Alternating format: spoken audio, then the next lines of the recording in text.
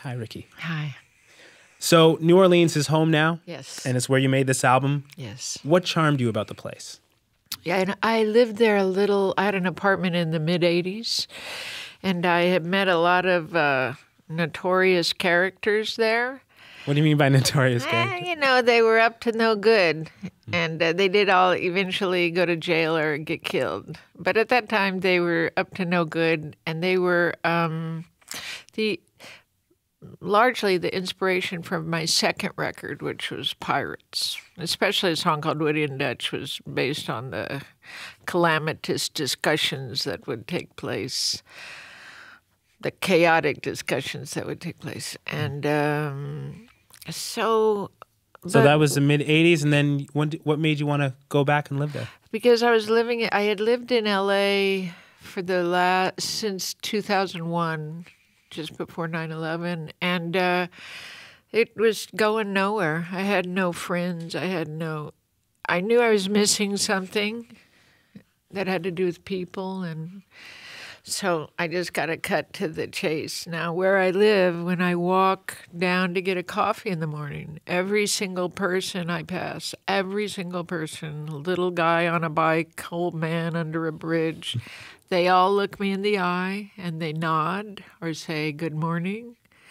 There's that never happened in Los Angeles. The car thing separates people, but also people, they don't feel involved with one another. There's a kind of respect. That's what that means, right? If I look at you and say hello, then I respect you. And I'm comfortable in my life. And that didn't happen anywhere in L.A. I felt very lonely and cut off from the world. Right after I got to New Orleans, I started to feel a lot better. And did that start to feed you creatively, too? Totally. I mean, I went there for that to happen, so I was seeking it, but it was waiting there for me as synchronicity. Where do you think that different culture comes from that you find in New Orleans? I think because they've lived there for 150 or 200 years. Most of the people have some kind of roots there or nearby. Where I live in the West, or I grew up in the West, we all moved all the time. And I have the feeling that just growing up in the same place and your grandfather lived there and other people lived there gives you a sense of self that so they have those traditions and they embrace them. They don't poo-poo them, you know. Gives you a rootedness and a sense of maybe self-confidence that allows you to engage with others and respect them. Yeah, I think so. So how did New Orleans come out in this album? Where do you hear it? Well, when I got there, I heard, I had never liked Dixieland, really. It seemed kind of silly to me, and I probably first heard it in Disneyland or something, pretend Dixieland. And though I'd been in New Orleans, but something this time happened where, I see if I can express it. So there are sudden parades of all manner of human being. There'll be, kind of hardcore alternative people tattooed everywhere, 25, 35, marching down the street playing a sousaphone and a trombone and a banjo and a something else and a something else. And they're walking at 10 or 11 or 12 o'clock at night. They're their own parade. They didn't get apply for a permit.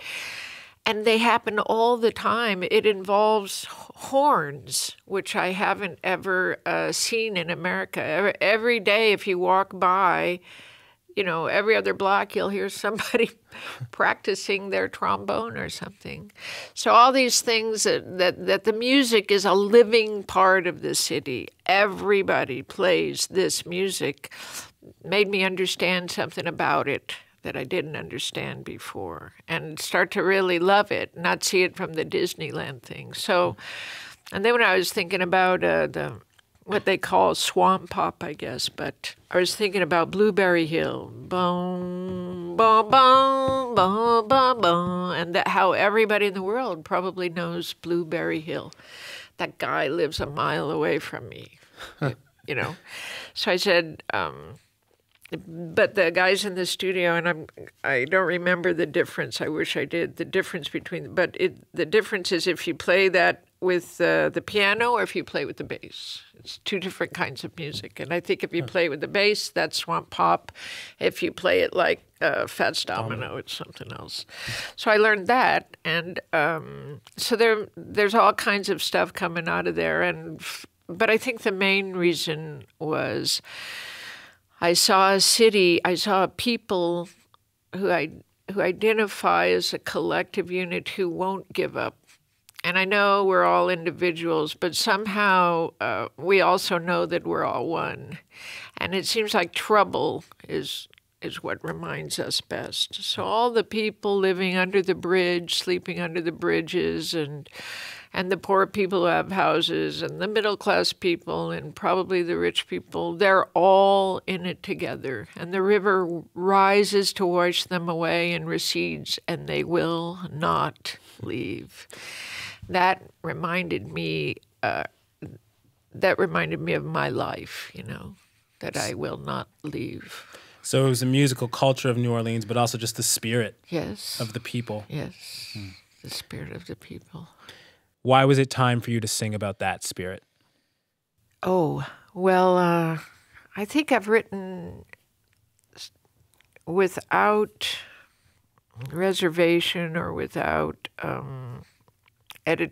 without trying to reach others. It's not that I didn't want to, but I didn't try. And a lot of sad songs, been sad a long time, been a little lost a long time. Decided to focus and write songs that I like the 1960s for radio. The songs that people wrote then said what they had to say in about 45 seconds and then repeated it. And I thought to make an intricate point quickly and get out is what I would like to do. I'd like to go Pam and leave. And then, but something happened when Robin Williams died, when he killed himself. It was a kind of turning point in my writing because I knew Robin when we were young. I hadn't seen him. Last time I saw him, it was a big deal when I saw him. And so maybe that's why it affected me so much. But I thought, never again. From now on, a joyful noise. From now on, a happy song. Even if it's a tragic song, I mean to spend the rest of my life lifting people up and fighting that darkness that gnaws at people. And we were just talking offline there about how a concert can be like church. Yeah. Is that kind of what you mean too? You want to bring a situation where people are gathered together listening to a joyful noise and being uplifted? I think that's kind of a miraculous job, to have that job. And that people will pay money to go sit and listen to music is a really important indication of what our souls really hunger for, I think. And to be part of that process, whatever kind of music it is an honor. And I take it seriously. Seriously enough to not take it seriously, right? That's a pretty amazing turning point. Do you remember that feeling when you had that recognition? Do you mean the moment? Robin Williams thing? That moment where you said to yourself... Sure I do, yeah. You were in New Orleans? Yeah. Were songs coming to you at that moment? No, not at that moment. I was sitting in the kitchen just, God, you fucker, why would you do that? Because I saw in the 48 hours after he died a ripple. I mean, millions of people knew his name and knew his work, and his work is woven into their lives. They and their children have laughed with this stuff. It's part of who millions of people are.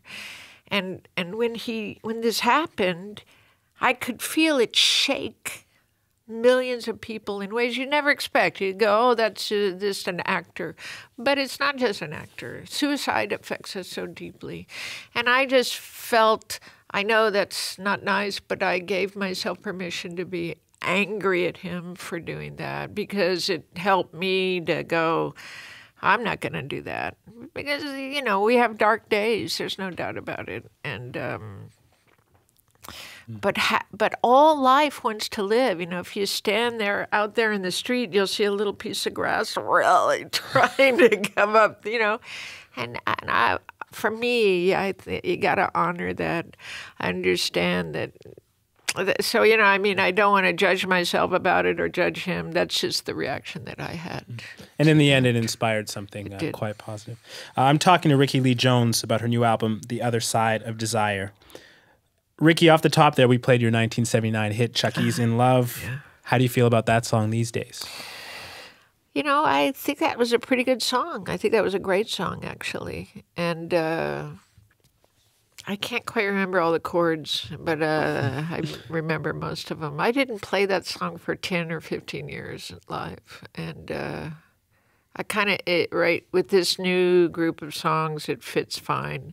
I'm also at peace with people wanting to hear that song, because for a while, I'd say for a decade or so, it annoyed me that they wanted to hear that, because how I interpreted that was, so everything else is extraneous to that, hearing that song. But I'm at peace with it all. You know, it's just like, I'm so glad you want to hear anything that I do. That's good. It's important to be humble.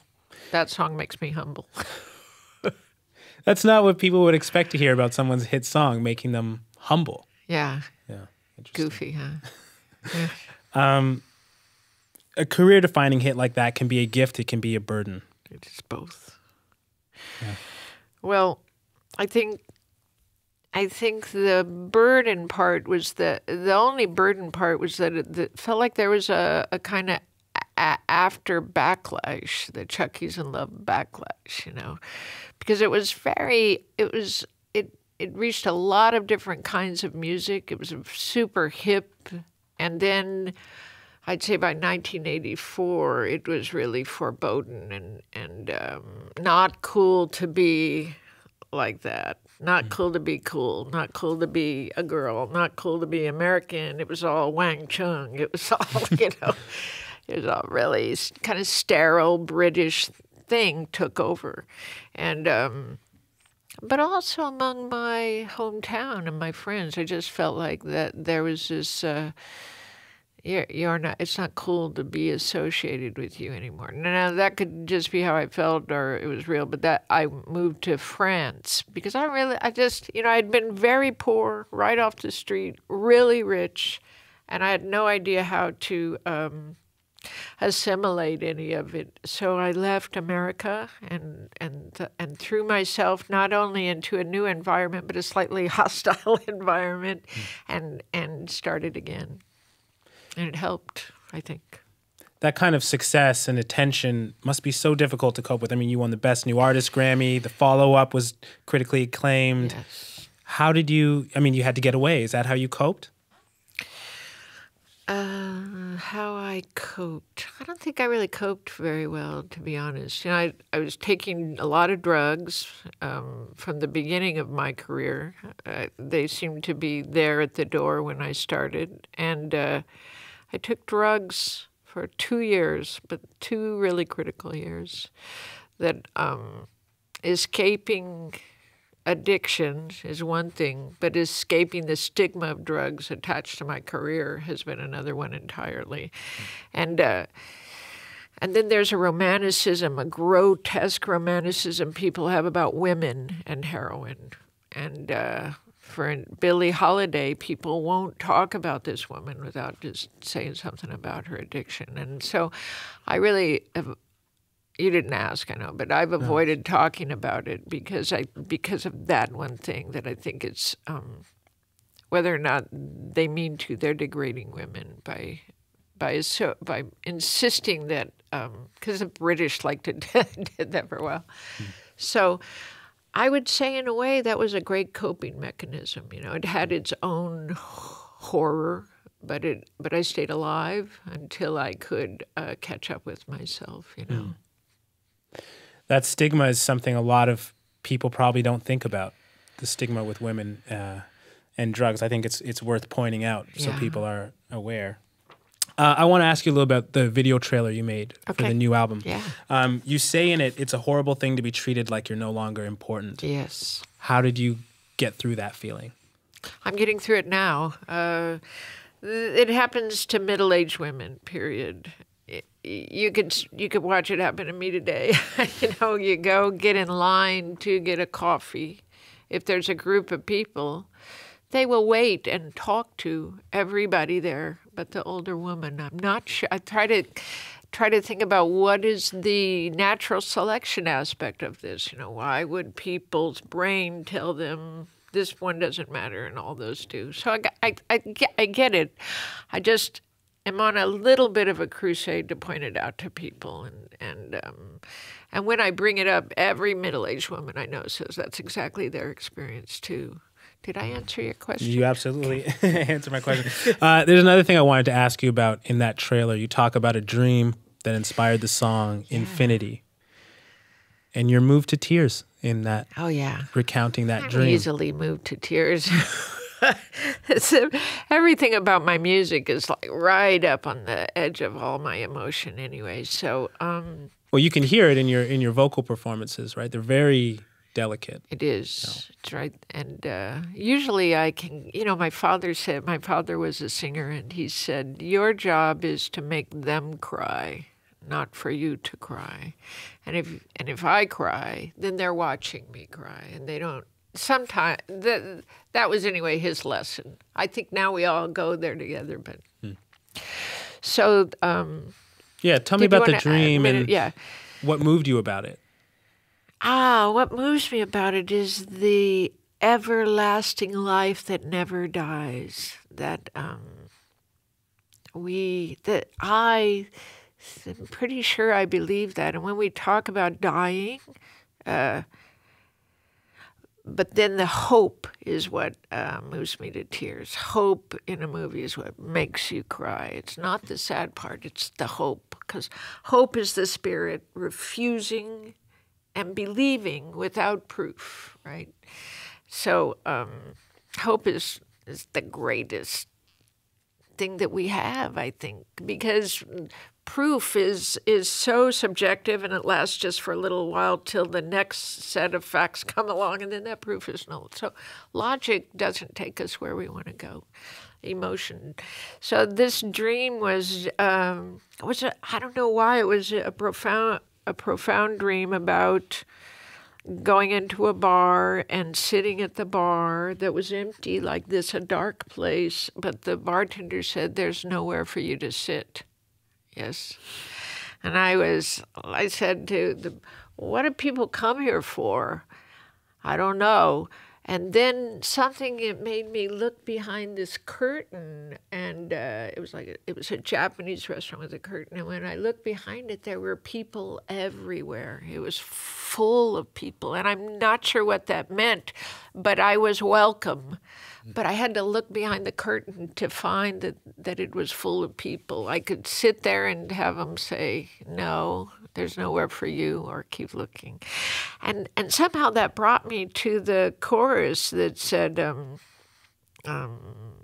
about we're traveling on waves of time. And I was thinking how, because I look at the stars this is a long... no, this is fine. This is great. I look at the stars a lot, and I think, why would we see the stars if they don't have something to do with us? Because everything we see has something to do with us. There's probably a lot going on all around us, but we're not aware of it because it's not relative to this existence. So why do we see stars? What do they have to do with every single person's day? And that star I'm looking at, it's not there anymore. So why am I looking? What is the meaning of all? So I thought, and they're looking at me. And that made me think, in fact, my mother is really out there traveling in light, right? Because we don't exist without light. I mean, we think it's about this, but I have the feeling it's about that. I have the feeling light is probably electricity is probably closer to what we're made of. So all the events that ever were just traveling forever on seas, and some planet out there is going, oh, there's that Earth is on tonight. Let's see what's on Earth, and watching us. So that's kind of what it was. And in kind of an overwhelming sense, then I'm guessing you woke up with that everything is connected and everything is as it should be, and that hopeful feeling. Absolutely.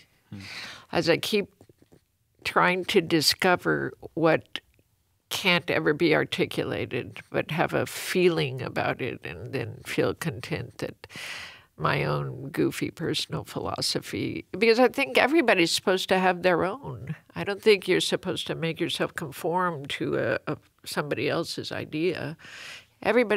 That's every single voice in the choir, right? And you're given your own set of circumstances, so you can come to your own conclusions about everything. And that's your song in the choir. That's what you're supposed to sing. And we all sing it together, and nobody has to sing that guy's note, right? That's how I feel about all of us. Harmony, not unison. Yeah. I'm curious where that song was in your writing process and making this Infinity? album. Yeah. Was that at this outset? I would say no. I would say it was mid to the end. Let me just think now. It's the middle of the process. It's probably the same day I wrote Haunted, and that's maybe a week or two after I wrote. Yes, I think the bundle of them came in about a month or 6 weeks. So how are you feeling about the positive reception to the album so far? You know, I'm trying to get myself to bask in a little glory, have a little glory, because I'm always waiting for the, sucker punch, right? I like it, but it's pretty unprecedented. I feel they want to be loving to me. I can't help but take it personally, but it's probably just about the record. They probably just like the record, but I feel like they're going, "Go, Rickie, yay!" So I feel great. Yeah. And this buzz is probably going to expose you to a whole new generation of listeners. So. What do you hope they get out of this album? Oh, what do they get out of it? The same thing anybody else would get out of it. The question is, what do I get out of it if a new generation listens to me? And that's kind of a spectacular question, What would that mean to me? Would I be able to be happy if another generation knows my name? Would I want to be... It's not success. I want my work to be known, but you want to be detached from that need? It's that fame is another thing entirely. And when you sit somewhere and the people turn and look at you and you're not sure why they're looking at you, are they looking at something wrong with my dress, or are they looking at you because they know your face and don't like you? They look at you. So you have to be fortified and well inside to take on fame, because fame's something else entirely. I think that only the greatest spirits among us used to be famous. And if they were famous, they were probably meant for all the world to know their name. Now a lot of people are famous, and our spirit, I think our souls are all made of different thicknesses, and some of us are meant for this and some for that, and some of us, we get famous and we die right away because we just can't take it. Do you feel ready for it right now? I feel incrementally. I felt ready when I left New Orleans. I feel like it's going to be a growing, a learning process still, because I feel like I want to welcome the world. I want to be part of the world. I don't want that process to go on stage. Stage is a little sacred, happy place that has to be casual and fun and the ritual, and I want to keep that protected. So it's going to be a process of me learning to protect myself so that I'm able to not protect myself. Yeah. Yeah. That's well put. I think even if you are built for fame, it's still a daily challenge, even for people that are built for it. Yeah, sure. Yeah. Yeah, I do too. One reviewer wrote about The Other Side of Desire and said, fans will recognize it as a Rickie Lee Jones album. Yeah. What is a Rickie Lee Jones album? Well, I would characterize me as first being funny, which I think is an unusual thing in singer-songwriter stuff. I'm a little funny. I'm good with the lyric. And then there's a kind of 60s soul or shuffle kind of thing that I'm not sure if there are shuffles, but there's just a kind of attitude that musical attitude that takes place too. So it's not very folky. It's more rooted in old R&B, I would say. I think that might be what the person meant. Your own kind of amalgam of influences and that 60s sensibility and the sense of humor and everything. And even early 70s, because I just like, when I say R&B, I mean soul. Yeah, exactly. Well, thanks so much for your time. It was a pleasure to meet you, Rickie. Thank you for having me here.